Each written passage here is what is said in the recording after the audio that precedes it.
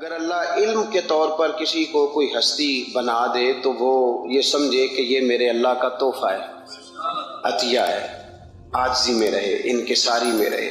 اگر اسے عمل کی توفیق مل جائے، رب کریم اسے نماز کا موقع عطا فرما دے، اللہ اسے صوم و صلات کا پابند کر دے، اس کی دعائیں مقبول ہونے لگے، اب وہ اپنے آپ کو ولی کامل نہ سمجھے بلکہ وہ کہے کہ میں تو رب کا عاجز بندہ ہوں۔ اگر اللہ تعالیٰ کسی کو دولت دے دے اور بے شمار عطا فرما دے، اللہ جسے دیتا ہے بغیر حساب ہی عطا فرماتا ہے، اب وہ بندہ اس پہ ٹھہر نہ جائے کہ دیکھو نا میں بڑا سمجھدار تھا تب مجھے ملی نہ۔ کچھ لوگ حسب نسب پہ اتراتے پھرتے ہیں، کہتے میں چودھریوں کے خاندان میں ہوں۔ میرا سوال یہ ہے کہ تو پیسے جمع کرا کے چودھریوں کے گھر پیدا ہوا ہے، کیوں الجھا ہوا ہے تو اس چکر میں؟ حسب نسب پہ فخر ہے، علم پہ، عمل پہ، دولت پہ، عہدے پر، اقتدار پر۔ اللہ کو یہ بات پسند نہیں، فرمایا کل من علیہ فان، زمین میں جو کچھ ہے سارا فنا ہو جائے۔ امام غزالی کہتے ہیں بنی اسرائیل کا ایک بڑا نیک آدمی تھا، جس طرح 5 نمازیں پڑھنے والا سب سے نیک نہیں ہو جاتا تو باقی سارے ہی گناہ گار نظر آتے ہیں، سارا دن بحث ہی کرتا رہتا ہے، یہ بھی نہیں پڑھتا نماز، یہ بھی نہیں پڑھتا، وہ بھی نہیں پڑھتا۔ تو میں کہتا ہوں تو اللہ سے ڈر، اگر اللہ نے توفیق دے دی ہے۔ تبلیغ کرنا تیری ذمہ داری ہے، تنقید کرنا تیری ذمہ داری نہیں ہے، تو ڈر اللہ تعالیٰ سے۔ اگر 2 ایڑے ترچھے لفظ مسجد میں جا کے تو اللہ اللہ کے کر لیتا ہے تو اب تو تنقید نہ کر، فلاں بھی نہیں آتا، فلانا بھی نہیں آتا، یہ تیری ذمہ داری۔ تو تبلیغ کر، جا کے اسے کہہ، جو میں بات عرض کر رہا ہوں اس پر غور کرے۔ یہاں بیٹھ کے بحث کرنے کی اجازت نہیں کہ فلانا بھی بے نمازی ہے، فلانا بھی بے نمازی ہے۔ حکم یہ ہے کہ اس کے گھر جا، دروازے پہ دستک دے، کہا بھائی آ نماز پڑھنے چلے۔ جو کام کرنے والا ہے وہ کرتے نہیں، اور جو نہیں کرنے والا اس پہ بحث ہو رہی ہے، فلانا نہیں آتا، بڑی روٹی ہے، بڑا پیسہ ہے، مسجد میں، یہ تو ہے ہی نہیں تیرے کرنے والا کا۔ تو جا کے پیغام دے۔ بنی اسرائیل کا ایک شخص تھا تو بڑا عبادت گزار تھا، بڑا نیک تھا، بڑا پرہیزگار، ایک گناہگار بیچارہ۔ اس نے دیکھا کہ وہ درویش صاحب، صوفی صاحب، نمازی صاحب، حاجی صاحب بیٹھے ہوئے، میں بھی پاس جا کے بیٹھتا ہوں، شاید مجھ پہ بھی اللہ کرم نوازی کر دے۔ میں بھی پاس جا کے، اللہ اکبر، میں کہتا ہوں کیا بات ہے اس گناہگار کی جو اپنے آپ کو گناہگار تو مانتا ہے نا، کیا بات ہے اس کی۔ کہنے لگا میں بھی جا کے بیٹھتا ہوں، شاید مالک مجھ پہ فضل فرمائے۔ اس نیک کے پاس جا کے بیٹھ گیا۔ جب جا کے بیٹھا نا تو نیک کہنے لگا تو کدھر آ گیا؟ اٹھ، چل دوڑ جا، تجھے نہیں پتا تو کہاں آ گیا؟ اتنا ناپاک آدمی صبح شام گناہ کرتا ہے، میرے پاس آ گیا ہے۔ اللہ کریم نے اس وقت کے نبی کو وحی فرمائی کہ اس ولی کو جا کے کہہ دو میں نے تیرے سارے عمل ضائع کر دیے۔ تو اپنے آپ کو اتنا اعلیٰ جانتا ہے، کل من علیہ فان۔ اگر تجھے تھوڑی سی نماز کی توفیق دے دی سب کو گناہ گار سمجھنے لگا، اور فرمایا گناہ گار کو جا کے کہہ دو تو نے اپنے آپ کو گناہ گار سمجھ کے میرا ولی سمجھ کے صحبت حاصل کیا، تیرے میں نے سارے ہی معاف کر دیے۔ یہ جو تکبر ہے نا، تکبر علم کا، فضل کا، تقوی کا، پرہیز، اس کو اتار کے پھینکیں، عاجزی پیدا کریں، انکساری پیدا کریں، ڈریں۔ لوگ ڈرا کرتے تھے، حضرت عمر کی بڑی شان ہے نا۔ میرے مصطفیٰ کریم نے فرمایا شیطان وہ گلی بدل جاتا ہے جس گلی میں عمر کو دیکھ لیتا ہے۔ 950 سال حضرت جبریل شان بیان کریں تو جناب عمر کی عظمت ختم نہیں ہوتی۔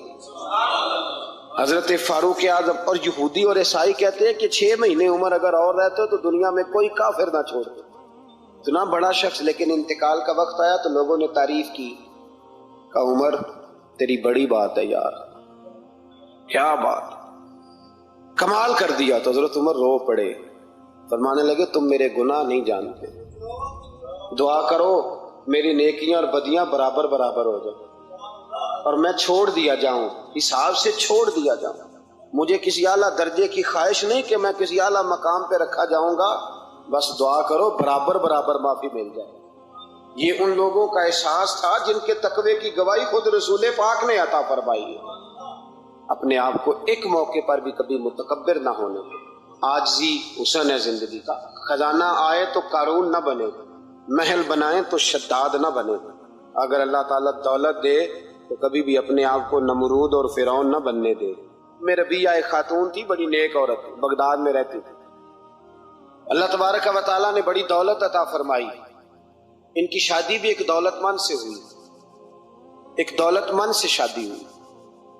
فرماتی ہیں کہ میں چھت پہ بیٹھی تھی اپنے شوہر کے ساتھ، وہ دولت مند تو بڑا تھا پر متکبر بھی بڑا تھا۔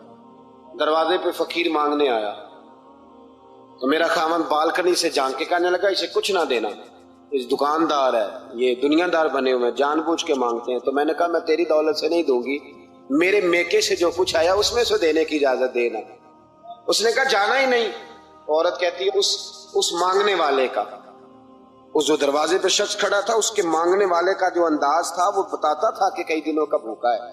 اس جوان کے چہرے پر عجیب بھوک تھی۔ کہتی میں شوہر سے نظر بچا کے آئی اور میں نے چند دینار اس کی ہتھیلی پہ رکھے، جب رکھ کے میں نے دروازہ بند کیا تو سامنے میرا شوہر لگا میری بغیر اجازت کے دیتی ہے، جا تجھے 3 طلاقیں۔ کہتی میں عزت مند باپ کی بیٹی طلاق لے کے گھر آ گئی۔ جرم میرا یہ ہے کہ میں نے اللہ کے راستے میں خیرات کی ہے۔ کہتی ہیں میرا والد پریشان، غلطی جس کی مرضی ہو، قصور تو بیٹیوں کا ہی ہوتا ہے نا، لڑکے پاک کے پاک رہ جاتے ہیں، منگنی بھی ٹوٹ جائے تو بچی کی جو حالت ہوتی ہے وہ کوئی بتا سکتا ہے؟ کہتی ہے میں شدید پریشان، میرے والد اور والدہ بھی پریشان، رشتہ کہاں سے آئے گا؟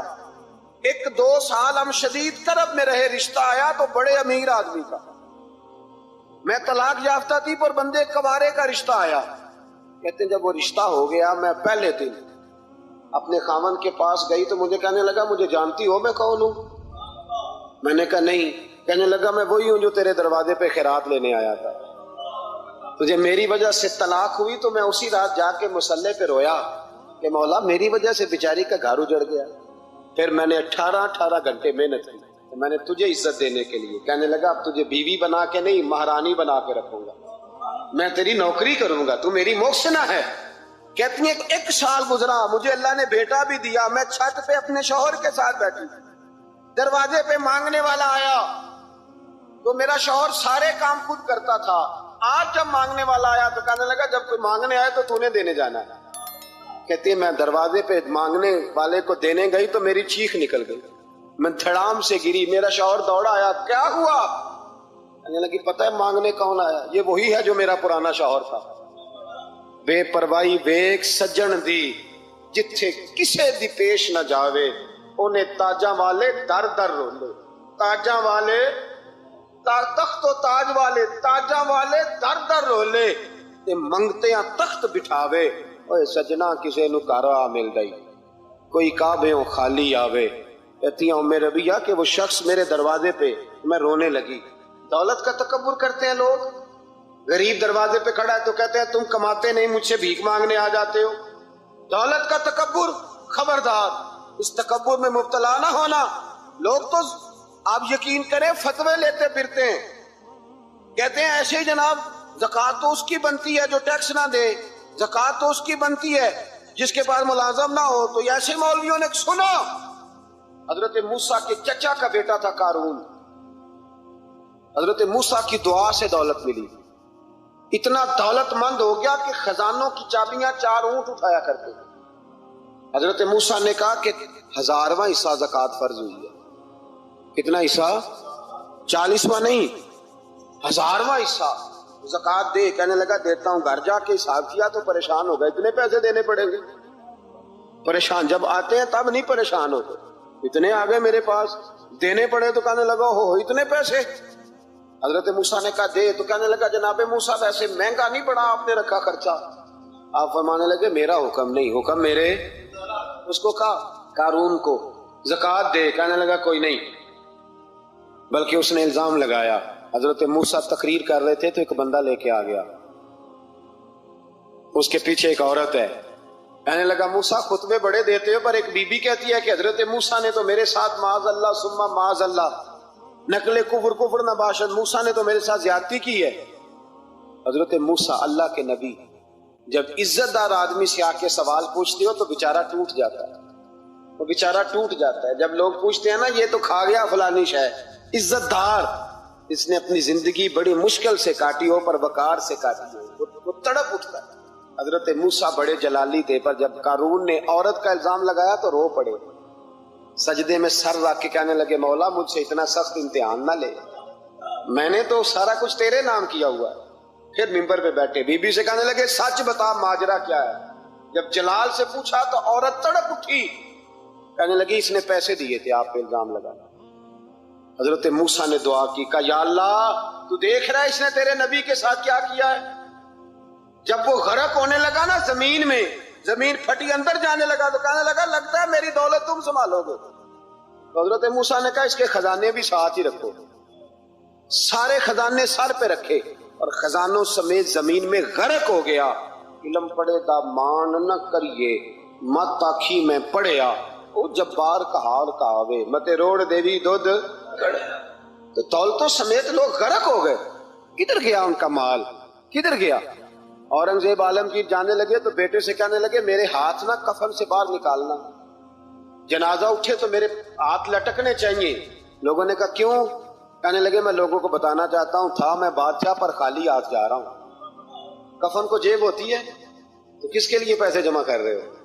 قبروں میں بینک ہوتے ہیں، کس کے لیے گن کے سوتے ہو رات کو، کس کے لیے؟